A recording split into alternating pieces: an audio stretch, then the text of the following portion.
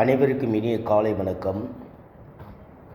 இன்று உங்களிடம் சகுந்தலா தேவி அவர்களை பற்றி பகிர்ந்து கொள்ள விரும்புகின்றேன். மனித கம்ப்யூட்டர் என்று போற்றி புகழப்பட்ட கணித மேதை சகுந்தலா தேவி கம்ப்யூட்டர், கால்குலேட்டர் போன்ற மின்னணு கருவிகளை பயன்படுத்தாமல் நொடிப்பொழுதில் கணித விடைகளை சொல்லும் ஆற்றல் பெற்றவர்.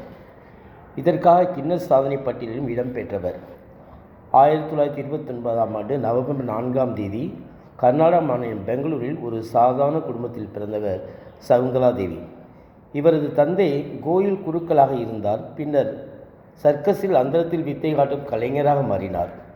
அத்துடன் சீட்டுகளை வைத்து பல்வேறு நினைவுத்துறை நிகழ்ச்சிகளை நிகழ்த்தி காட்டினார்.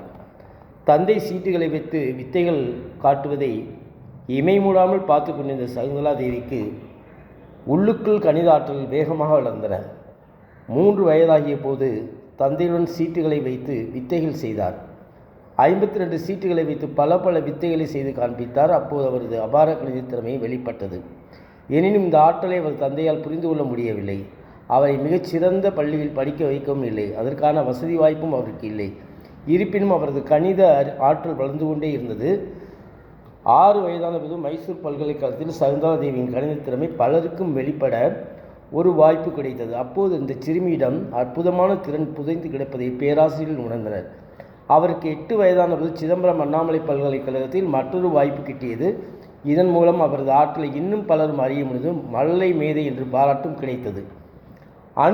அணு இயலின் தந்தை என்று அழைக்கப்படும் மாபெரும் விஞ்ஞானி ஐன்ஸ்டீன் 3 மணி நேரம் செலவில் கண்டிருந்த ஒரு கணக்குக்கான விடையை ஒரு சில வினாடி நேரத்துக்குள் கண்டுபிடித்து சாதனை படைத்தார் கணித மேதை சகுந்தலா தேவி. அதுவும் ஐன்ஸ்டீன் முன்பாகவே இதை நிகழ்த்தி காட்டினார்.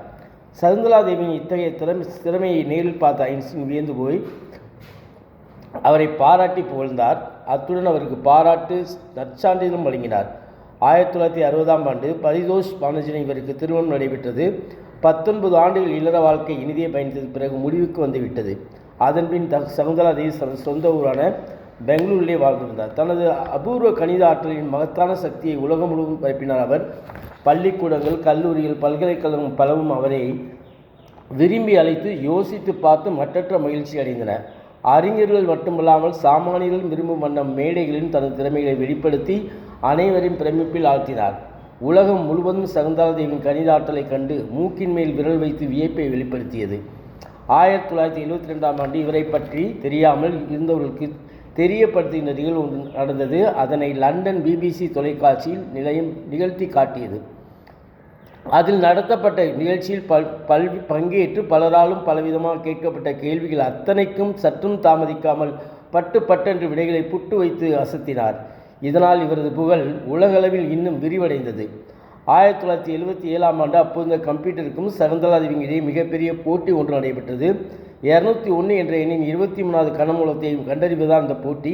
விடையை கண்டுபிடிக்க கம்ப்யூட்டர் எடுத்துக்கொண்ட நேரம் 62 வினாடிகள். ஆனால் சகுந்தலா தேவி எடுத்துக்கொண்ட நேரம் எவ்வளவு தெரியுமா? 50 வினாடிகள். கம்ப்யூட்டரை விட 12 வினாடிகள் முன்னதாக விடையை கண்டுபிடித்து கம்ப்யூட்டரை தோற்கடித்து சாதனை படைத்தார் சகுந்தலா தேவி. இச்சம்பவம் உலகில் கணித மேதைகளை அதிர வைத்தது என்பதே உண்மை.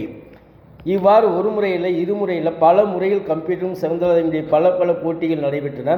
அதில் பெரும்பாலான போட்டிகளில் வெற்றி சகுந்தலா தேவிக்கே கிடைத்தது. 1980 ஜூன் 18 லண்டன் இம்பீரியல் கல்லூரியில் நிகழ்ச்சி ஒன்றில் அவர் கலந்து கொண்டார். அங்கு பெர்க்ஸி ஜென்சன் என்ற பேராசிரியர் கணித ஆற்றலை சோதித்து அறிய விரும்பினார். அந்த மேடையை 18 இலக்கங்கள் கொண்ட 2 எண்களை பெருக்கி விடையை சொல்லும் நிகழ்ச்சியாக மாற்றினார். மேடையில் கூறப்பட்ட 2 18 இலக்க எண்களுக்கான விடையை மனதுக்குள்ளே பெருக்கி சட்டன விடையை கூறினார் மனித கம்ப்யூட்டர் சகுந்தலா தேவி.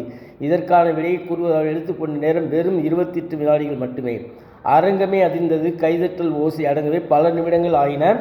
இது உலக சாதனையாக புகழப்பட்டது. 1982 இந்த சாதனைக்கு மணிமகுடம் சூட்டியது போல் கின்னஸ் சாதனை புத்தகத்திலும் இவர் பெயரை இடம்பெற்றது. இது தவிர இன்னும் பல விருதுகளையும் பட்டங்களையும் பெற்று சாதனைகள் பல படைத்தார் சகுந்தலா தேவி. உலகம் முழுவதும் பயணித்து தனது கணித திறமையை நிரூபித்து காட்டினார். 1950களில் ஐரோப்பிய நாடுகளில் பயணம் மேற்கொண்டு சகுந்தலா தேவி 1976 நியூயார்க் நகருக்கும் சென்று தனது ஆற்றலை வெளிப்படுத்தி பலரையும் இன்ப அதிர்ச்சிக்கு உள்ளாக்கினார். கலிஃபோர்னியா பல்கலைக்கழக தத்துவத்துறை பேராசிரியர் ஆர்தர் ஜென்சன் இவரது திறமை குறித்து ஆய்வு நடத்தியது குறிப்பிடத்தக்கது. இதற்காகவே 1988ஆம் ஆண்டு அமெரிக்க பயணத்தை மேற்கொண்டார் சகுந்தலா தேவி. தனது திறமையை வெளிப்படுத்தியதன் மூலம் நிறுத்திக் கொள்ளாமல் அனைவரும் பயன்படக்கூடிய வகையில் கணிதம் பற்றி பல நூல்களையும் எழுதியுள்ளார் இவர். Book numbers, perfect murder, astrology for you என்பது போன்ற பல புத்தகங்களை எழுதியுள்ளார். இவற்றில் சமையல் தொடர்பான பக்கங்களும் நாவல்களும் அடக்கம். புதிர்கள் தொடர்பாக இவர் எழுதி வெளியிட்ட புத்தகம் வெளியான ஒரே வாரத்தில் 6000 பிரதிகள் விற்பனையாகி சாதனை படைத்தது. கணிதம், தத்துவம், வானியல் தொடர்பான படிப்புகளுக்காக கல்வி நிறுவனம் ஒன்றை ஆரம்பித்தார் சகுந்தலா தேவி.